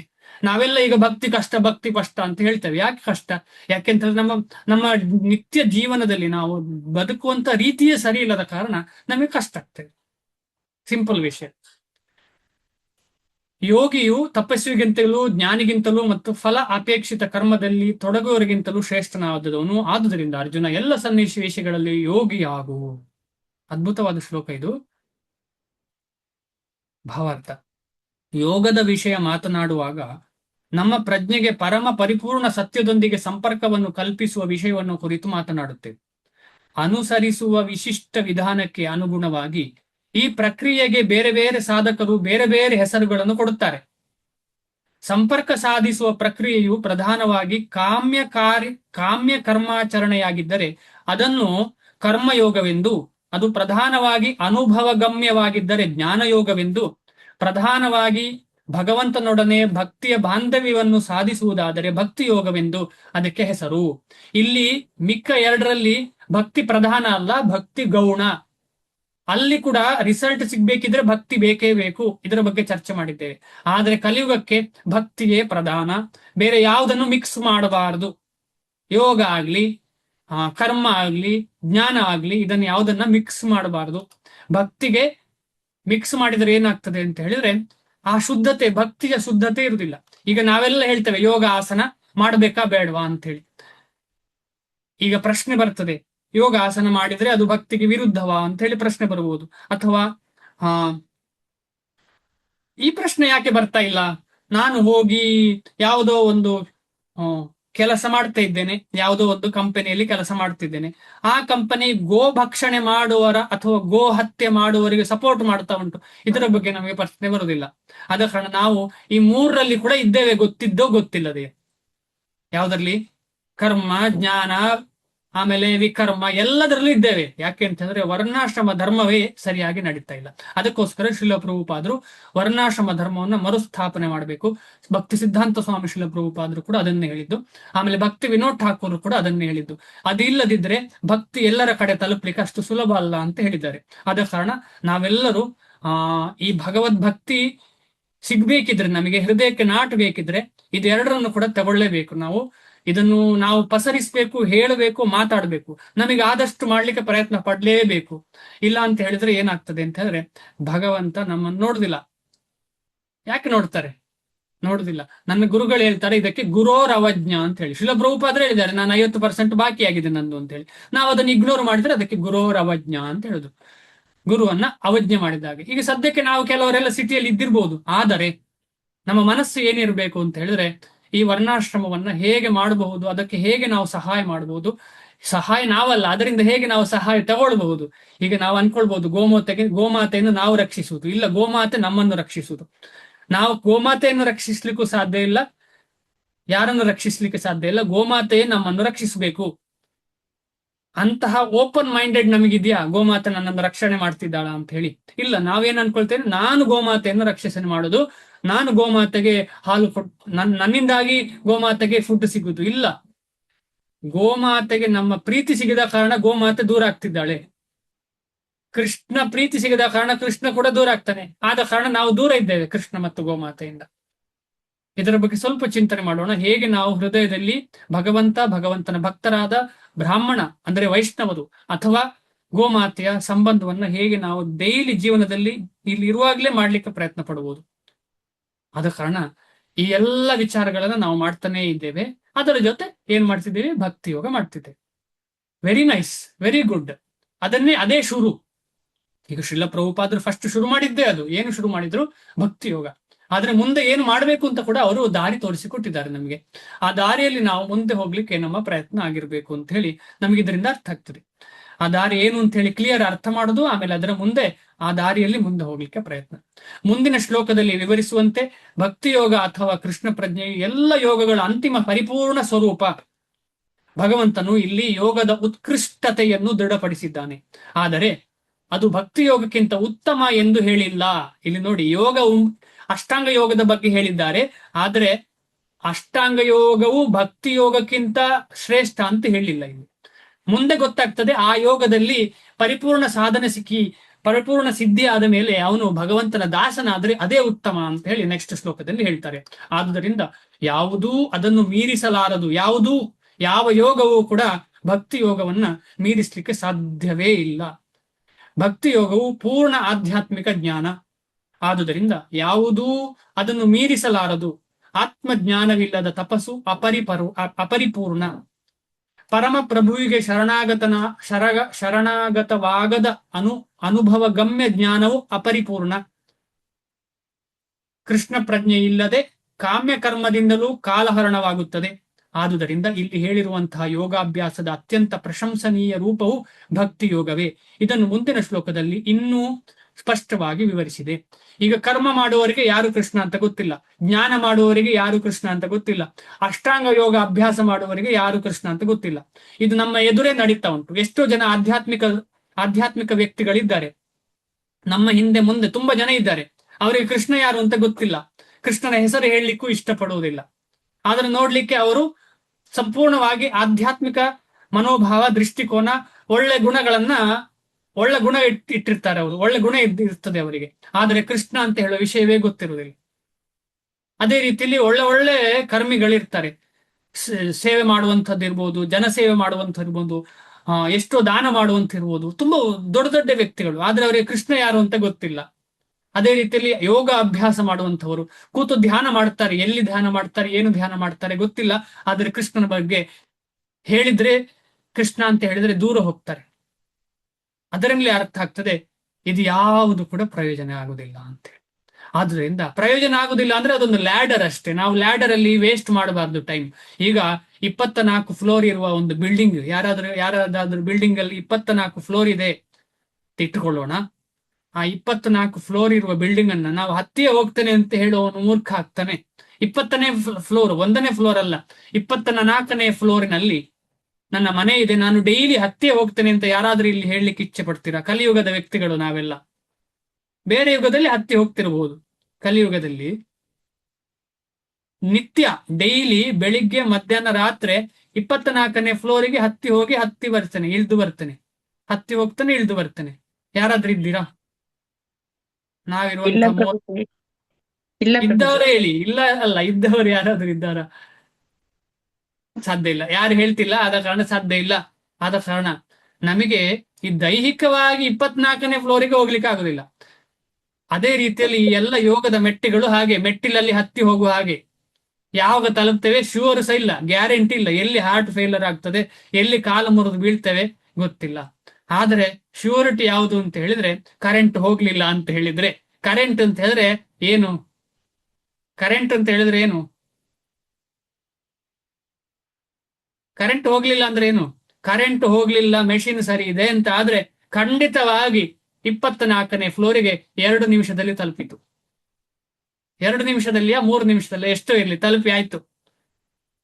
ಸೊ ಕರೆಂಟ್ ಹೋಗ್ಲಿಲ್ಲ ಅಂದ್ರೆ ಏನು? ವೈಷ್ಣವ ಅಪರಾಧ ಮಾಡ್ಲಿಲ್ಲದಿದ್ರೆ, ಗುರು ಅಪರಾಧ ಮಾಡ್ಲಿಲ್ಲ ಇದ್ರೆ, ನಾಮ ಅಪರಾಧ ಎಲ್ಲ ಮಾಡ್ಲಿಲ್ಲ ಆದ್ರೆ ಖಂಡಿತವಾಗಿ 2 ನಿಮಿಷದಲ್ಲಿ ನಾವು ಎಲ್ಲಿಗೆ ತಲುಪ್ತೇವೆ? ಭಗವಂತನ ಸೇವೆಯಲ್ಲಿ ಸಂಪೂರ್ಣ ಶರಣಾಗತಿಗೆ ತಲುಪ್ತೇವೆ. ಸಂಪೂರ್ಣ ಭಗವಂತನ ಸೇವೆಯಲ್ಲಿ ನಮಗೆ ಸಂಪೂರ್ಣ ಶರಣಾಗತಿ ಇರ್ತದೆ. ಇದೇ ನನ್ನ ಜೀವನದ ಮುಖ್ಯ ಅಂಗ, ಇದೇ ನನಗೆ ಬೇಕಾದ ಕೆಲಸ ಇದೆ ಅಂತ ಹೇಳಿ ಸಂಪೂರ್ಣ ಇರ್ತದೆ. ಅದರಲ್ಲಿ ಒಂದು ಇಷ್ಟು ಕೂಡ ಮನಸ್ಸಲ್ಲಿ ಸಂಶಯ ಇರುವುದಿಲ್ಲ. ಇದೇ ನನ್ನ ಕರ್ತವ್ಯ ಜೀವನದ್ದು ಅಂತ ಹೇಳಿ. ಅದು ಲಿಫ್ಟ್ ಹತ್ತಿದ ಹಾಗೆ. ಅಂತ ಲಿಫ್ಟ್ ಹತ್ತುವಂತಹ ಸೌಭಾಗ್ಯ, ಕರೆಂಟ್ ಹೋಗ್ಬಾರ್ದು, ಆಮೇಲೆ ಮೆಷಿನ್ ಹಾಳಾಗಬಾರ್ದು, ಅಷ್ಟಾದ್ರೆ ಖಂಡಿತ ತಲುಪ್ತೇವೆ ನಾವು. ಅಂಥ ಭಾಗ್ಯ ಸಿಗುದು ಅಂತ ಹೇಳಿದ್ರೆ ಬರೀ ಭಕ್ತಿ ಯೋಗದಿಂದ ಮಾತ್ರ. ಅದು ನಮಗೆಲ್ಲರಿಗೂ ಸಿಕ್ಕಿದೆ, ಅವರಿವರಿಗೆ ಅಂತಲ್ಲ, ನಮಗೆಲ್ಲರಿಗೂ, ಇಲ್ಲಿದ್ದ ಎಲ್ರಿಗೂ ಸಿಕ್ಕಿದೆ. ಆದ ಕಾರಣ ಇದನ್ನ ನಾವು ಸೀರಿಯಸ್ ಆಗಿ ಥಿಂಕ್ ಮಾಡಿ, ನಾವು ಅಪರಾಧ ಮಾಡದೆ ಭಕ್ತಿ ಸೇವೆ ಮಾಡಿ ಶ್ರೀಲ ಪ್ರಭುಪಾದರು ಹೇಳಿದ ಕಾರ್ಯಗಳನ್ನು ನಾವು ಮಾಡ್ಲಿಕ್ಕೆ ಪ್ರಯತ್ನ. ಅದು ಯಾವ ರೀತಿಯಲ್ಲಿ ಆಗ್ಲಿ. ಉದಾಹರಣೆಗೆ ದೈವ ವರ್ಣಾಶ್ರಮ ಧರ್ಮವನ್ನ ಪುನರ್ ಸ್ಥಾಪನೆ ಮಾಡಿ, ಅದೇ ರೀತಿಯಲ್ಲಿ ಭಕ್ತಿಯನ್ನ ಇನ್ನೂ ಜಾಸ್ತಿ ಸೀರಿಯಸ್ ಆಗಿ ಮಾಡ್ಲಿಕ್ಕೆ ನಮ್ಮೆಲ್ಲರ ಪ್ರಯತ್ನ ಇದ್ರೆ ಏನಾಗ್ತದೆ ಅಂತ ಹೇಳಿದ್ರೆ, ನಾವೆಲ್ಲರೂ ಏನಾಗ್ತೇವೆ? ಒನ್ ಇನ್ ಪರ್ಪಸ್, ಭಗವಂತನ ಉದ್ದೇಶದಲ್ಲಿ ಒಂದಾಗ್ತೇವೆ ನಾವು. ಭಗವಂತನ ಉದ್ದೇಶ ಏನು? ಅದರಲ್ಲಿ ನಾವು ಒಂದಾಗ್ತೇವೆ. ಹರೇ ಕೃಷ್ಣ. ಇಲ್ಲಿಗೆ ನಿಲ್ಸೋಣ. ಏನಾದ್ರು ಪ್ರಶ್ನೆ ಇದ್ರೆ ಇನ್ನು ನಾಳೆ ಲಾಸ್ಟ್ ಶ್ಲೋಕ ನಾಳೆ ಅಲ್ಲ, ನೆಕ್ಸ್ಟ್ ಕ್ಲಾಸಲ್ಲಿ. ಹರೇ ಕೃಷ್ಣ.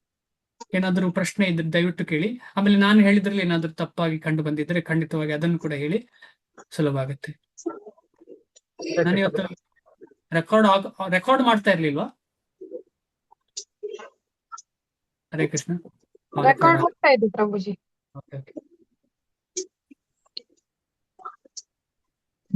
ರೆಕಾರ್ಡ್ ಆಗ್ತಿಲ್ಲ ಅನ್ಕೋ.